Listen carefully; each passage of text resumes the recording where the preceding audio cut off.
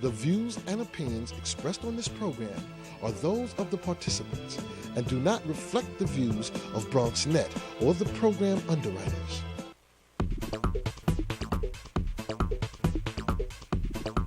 BronxNet. Your voice, your views, your vision.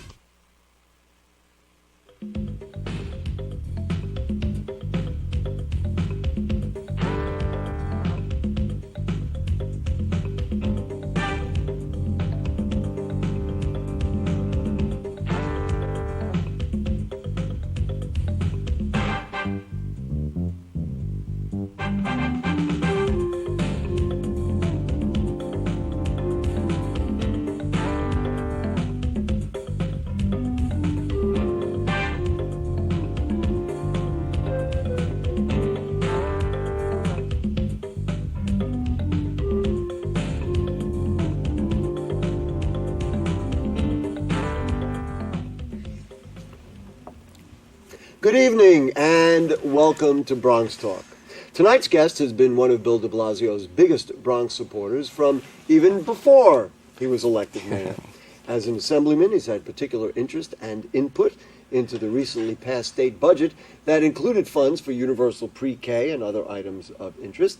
We'll talk about that tonight as well as other education issues. We'll also talk about the new mayor and city administration and a variety of other state legislative issues as well. If you want to talk with our guests or offer your own questions or comments, then please call in at 718-960-7241, or you can email questions or comments to us at bronxtalk@bronxnet.org, and we'll read them on the air during a future edition of our program. Take note, that's a new email address for us, bronxtalk@bronxnet.org.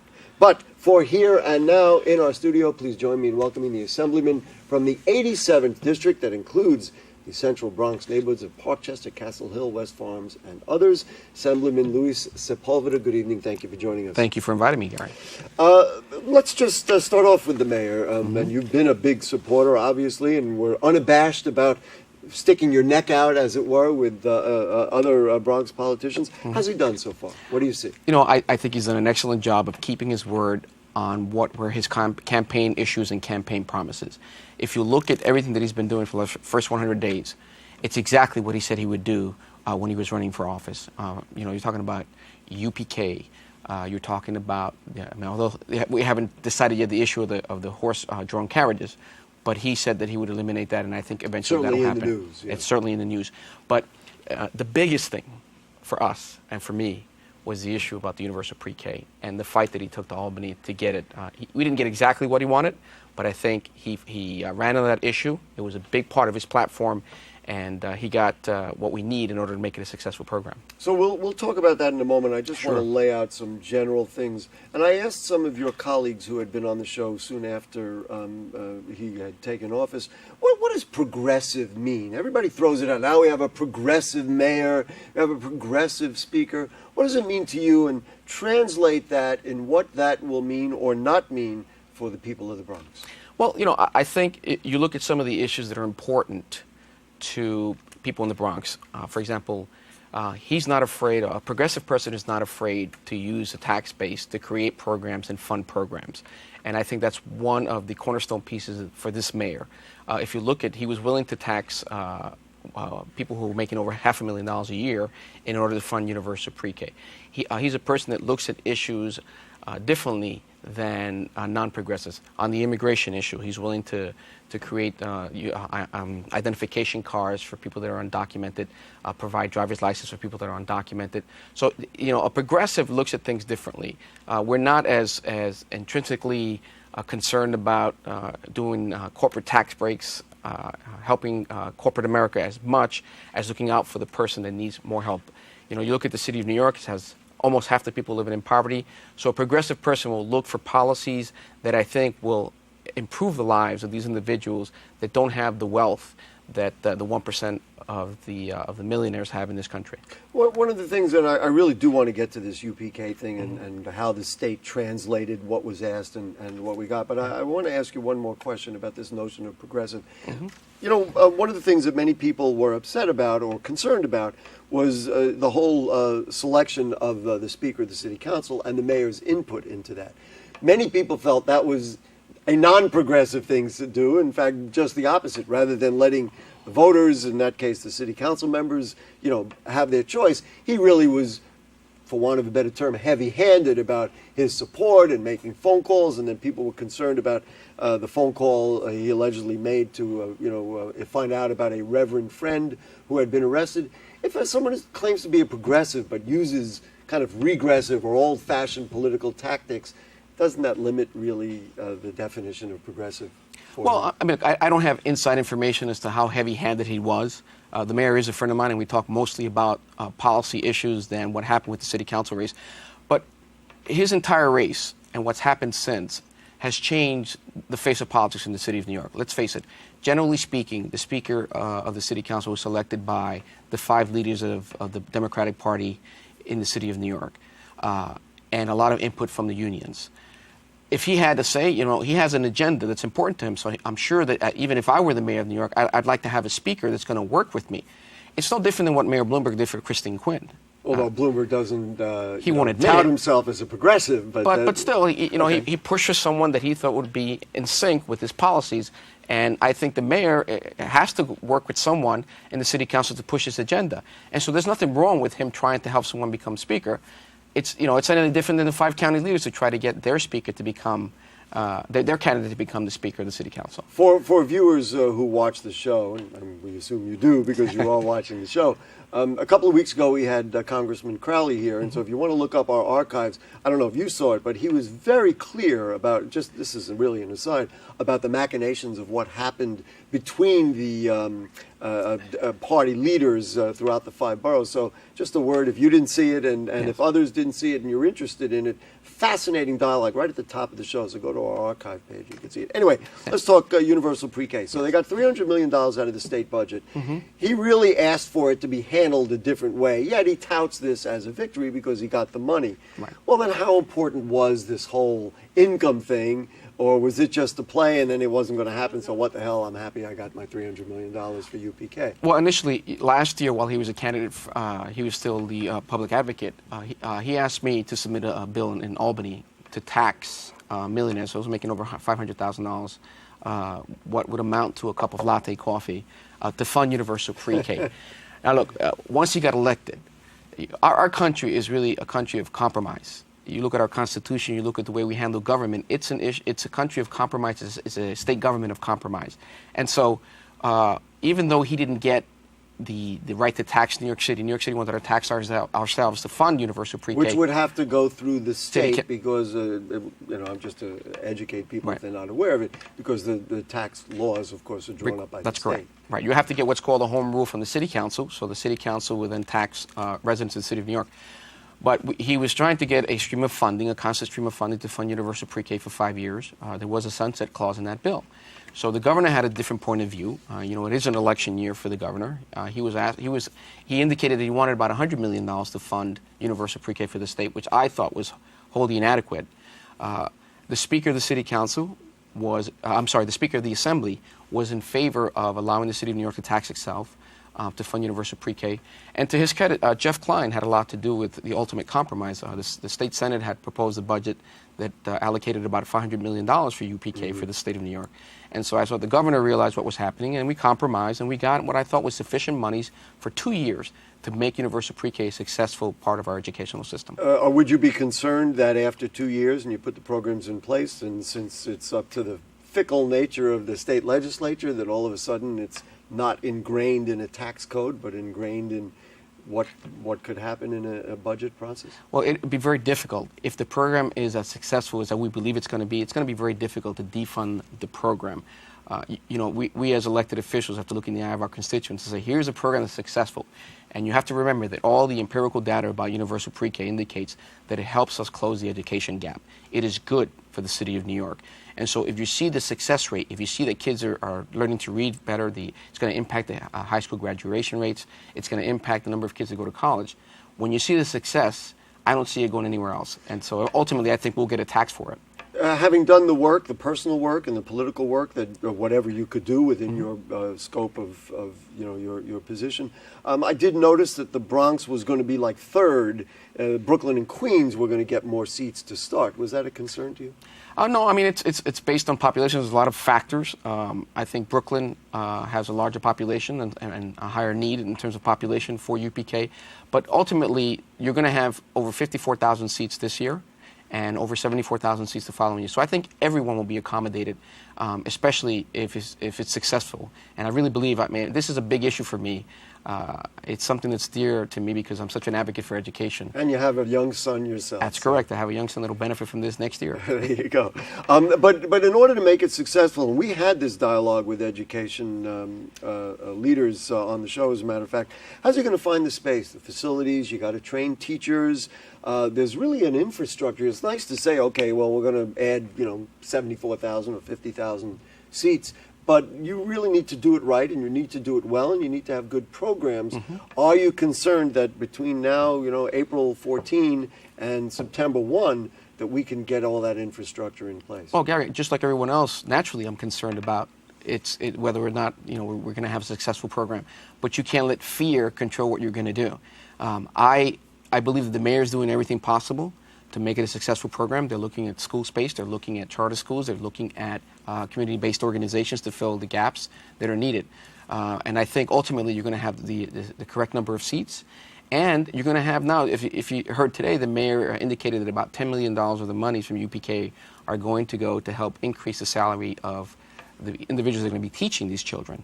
And so I think you're going to get a lot of people with Bachelor of Arts degrees in education that are going to look for this incentive to get even more involved in universal pre-K. And the CBOs are going to have an explosion with this. So we're going about it the right way. And so I think we're going to succeed. Is it too soon to ask this question? And parents like you, who are parents of young children, are saying, look, I don't care about all that other chatter. I know if there's an opportunity for me and my child, I want to make the most of it. Mm-hmm. Is it too soon to ask the question, what do they do at this point? Or we need to wait a little longer? Like, is there somebody they can call? Do they register for school? Or we're waiting now for a rollout? Well, no, there's the deadline for the public schools is the April 23rd, but you're going to continue to have spaces available through the CBOs. If you want to know... for people who don't know, it's community-based organizations. Which would be like in your community center or in other places where they may find preschools right. that are already doing this kind of service for kids. So that's going to continue after the 23rd of April. Look, you can go to the Department of Education website. You can go to my website, and I have all the information you need about enrolling your children and information about the people that want to pursue a career teaching children for universal pre-K. You mentioned charter schools. Let's talk about charter schools. Many people felt that, much like the Obama administration kind of blew the rollout of Obamacare, that the mayor messed up the relocation of the whole idea of what he wanted to do, and he kind of gave himself a whole couple of weeks of bad publicity on the front page of some of the newspapers. Mm-hmm. Did he kind of handle that wrong? And do you feel like he's in a good place now, where people understand what his policy is and why on charter schools? Well, look, I don't think that the administration did the best job of explaining their position on charter schools. I've spoken with the mayor personally, and he is not anti-charter school by any stretch of the imagination. See, and he opened himself up to that notion by the way it was handled. Well, no question you have some elements in the city of New York who didn't want Bill de Blasio to be the mayor of the city of New York, and these are the elements that are pounding on him day in and day out through the press. 17 schools required co-locations. He approved 14 of 17 schools. That's a ratio that I take for any kind of program, 14 to 17 schools. And those that weren't approved were because there were issues with overpopulation. There were issues about children that are disabled. To share space with these schools would create overpopulation problems and problems with the younger children. Mm-hmm. And so I don't have a problem with preventing charter schools from being in co-locations where you have, for example, if you have charter schools with older kids, or being elementary kids, that's going to pose a problem. And these were the schools that weren't approved. However, you have the likes of Ivan Moskowitz, who spent over $3 million beating the mayor on the press about painting him as anti-charter school. And to some degree, I think the governor added to the fire by what he did and the way he did it. But the mayor is pro-education and he's pro-charter school, and I have no doubt that he's going to do everything possible to make sure that charter schools succeed in the city of New York.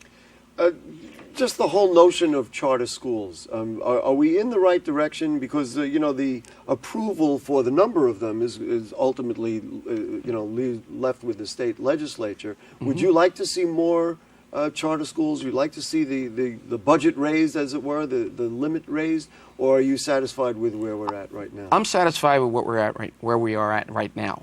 I'm a proponent of charter schools as an alternative to the educational system. I don't like the concept of taking money from public education, but charter schools, to some degree, work. I have a charter school in my district called the Bronx Charter School for Excellence that is extremely successful. It's a blue ribbon charter school, and it's harder to get into that school than to get into Harvard. The kids that graduate from there are going to the top schools. So what I always say is, let's take the elements of these charter schools that are so successful and try to implement them on a larger scale in the public school system. They're not elitist. Most of the kids that go to charter schools are public school children anyway. So I like charter schools, but they have to be well regulated. I don't want to spend the whole show on education, although we could. Yes, we could. A quick question about Common Core. Are you a fan or not a fan, or is it scrapped, or does it need to be adjusted? Where are you Well, at? we've as part of the budget, there have been some adjustments on Common Core. For example, you can't have standardized testing for kids that are from kindergarten to second grade. You cannot use, up until 8th grade, you can't use the scores on standardized testing as the basis for promotion. And there were some privacy issues in terms of providing test scores to corporations. So we created a privacy sort of guru for the Department of Education to make sure that the kids' privacy rights are protected. And you also created a parent's Bill of Rights to deal with this privacy issue. Look, it's going to be good. Common Core is necessary. Common Core wasn't evil until the President Obama thought that it was a good plan. If you remember the history of Common Core, it's actually a Republican concept that started in Kentucky. But once the President got on board, the elements of the conservative movement started attacking Common Core. But I think the chair of the Department of Education for the state is on track to implement it. As I said, we could really get into yeah. that, but I'm not going to spend the time now. We've got a couple of calls. It's Mark from Pelham Parkway. Nice to have you, Mark. How are you? Gary? Here we go. How are you? Assemblyman? Hi, how are you? First of all, Gary, shouldn't you be eating some matzo ball soup tonight? Let's all give everybody our own freedom to choose what they want to do and who they want to be. Well, anyway, I got two questions for the Assemblyman. One, I've been doing some research and looking at equal parity with other states, and it looks like for over 30 years, the unemployment insurance in New York State hasn't gone up. As a fact, at one point, it was non-taxable, and you'd get it for a year. And New Jersey used to be $600, now they're $500. Connecticut, I believe, is $500. How come New York is stuck at $405 for unemployed people? And number two, I understand there's a bill before the New York State Assembly and the Senate for doing what they did in Massachusetts, a single-payer system for healthcare, universal healthcare in New York State. And what is it going to take to move that? Will that mean that assemblymen and state senators won't get any money from these big businesses anymore? Got it. So that's my two questions. Very good, Mark. And now we have no time for anything else because these are good ones. Go ahead. Well, look, I am a co-sponsor of the Universal Health Bill that Dick Gottfried has had in the Assembly for many years now. We've had it. It's gone before the floor vote, and it usually dies in the Senate. So if we want to be successful, we have to see what the Senate leadership can do to get the bill out. I like the concept. I think it'll be good for the state, but we have to deal with the other chamber in government in order to get this through. And the governor, ultimately, if it goes before his desk, whether he'll sign it is yet to be determined. Okay, and the second point? If you could repeat the question, I'm sorry. Okay, Mark, what was that second question? You know what? Well, we'll get it. I will get Jane to tell me what it is. Anyways, let's go to Steve from Castle Hill. Oh, Steve from Castle Hill is gone. What else? Hello, good evening, gentlemen. Oh, there he is. Hi, Steve. How are you? Hi, how are you? Good. And you're from My Castle Hill, so question you're is- one of his constituents. That's good. My question is about, I'm a school bus driver here in the Bronx, and the Employee Protection Provision. I would like to know if there's any update in the next 2 weeks before the May bid go in with the city contracts, with the school bus contracts. If you could give me an idea, because we were asked in the letter to go back forward by the mayor and all of the other people on the city council. Oh, everything has been very, very quiet. I just want to know if things are going in a positive direction, or should I look for another job, more or less? Well, it's a city council issue. So it's a reasonable question. Right. I don't think the assemblyman is going to be able to deal with it, but unless you. But I think with this current mayor and this current city council that they'll look at it in a different light than the former mayor. The specifics and what's going on internally, I can't tell you because I'm not a city council person. But I wouldn't be overly pessimistic about what's going to happen. Mm-hmm. Okay, Steve, thank you very much. Let's talk about the DREAM Act. DREAM Act did not pass in the Senate.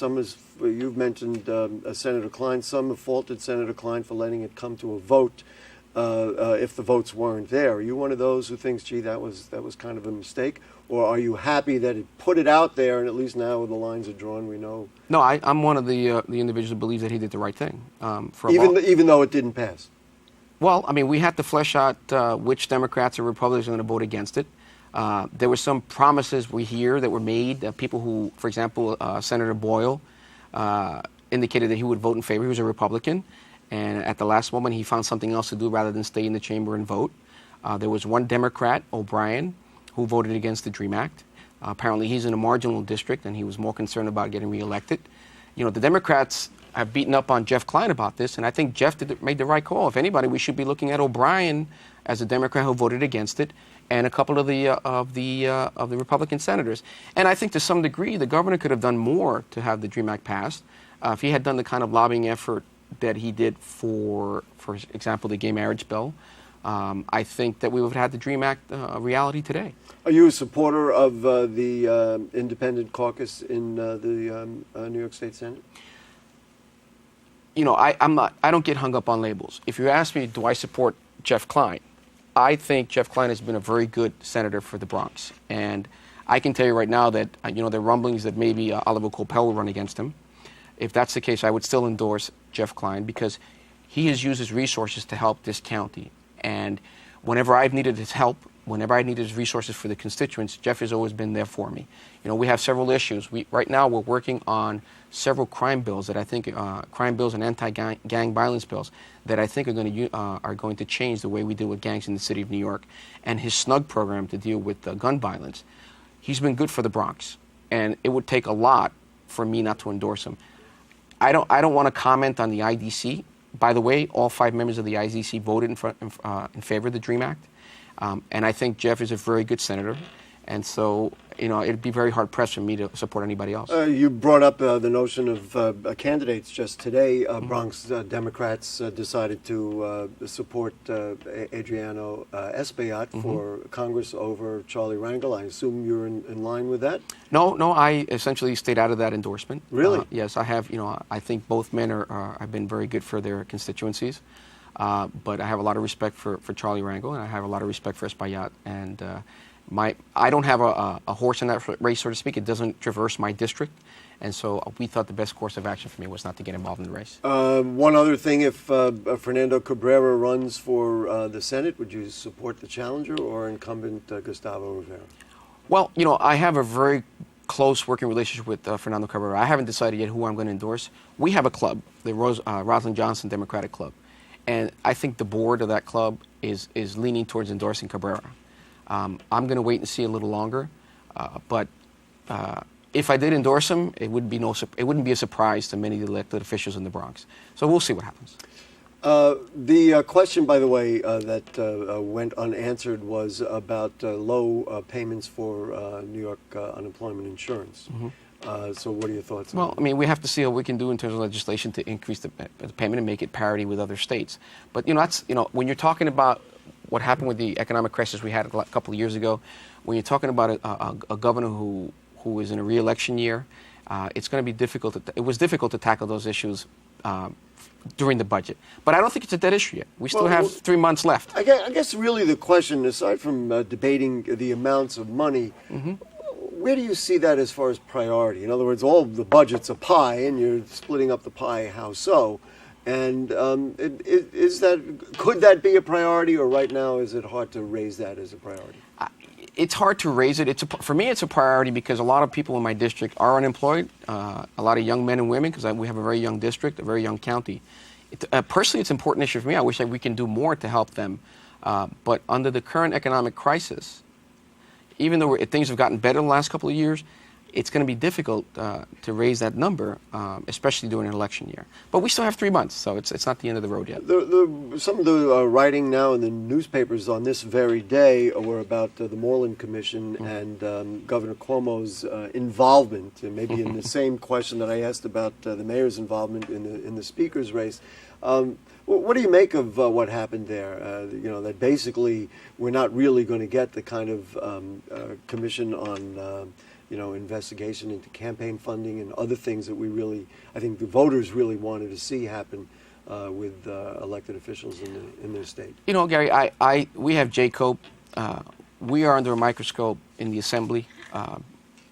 People tried to paint that differently. I don't think the Moreland Commission was necessary. I think if there are any indications of corruption with campaign finance, those matters can be referred to the district attorney's office. The Assembly is a microcosm of society in general. If you have 2% of society that's committing crimes, you're going to probably have 2% of the Assembly.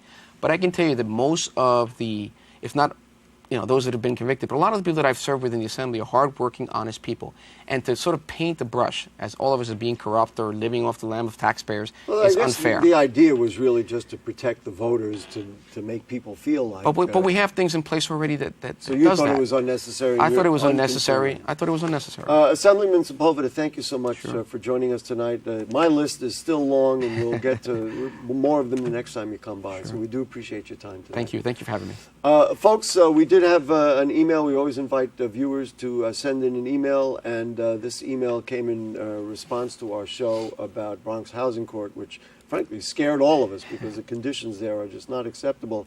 Michael G. sent an email that said the word is atrocious, very hush-hush on the political side, but probably the best solution will come from a Bronx Republican representative at this time, something I'm guessing my guest probably does not agree with.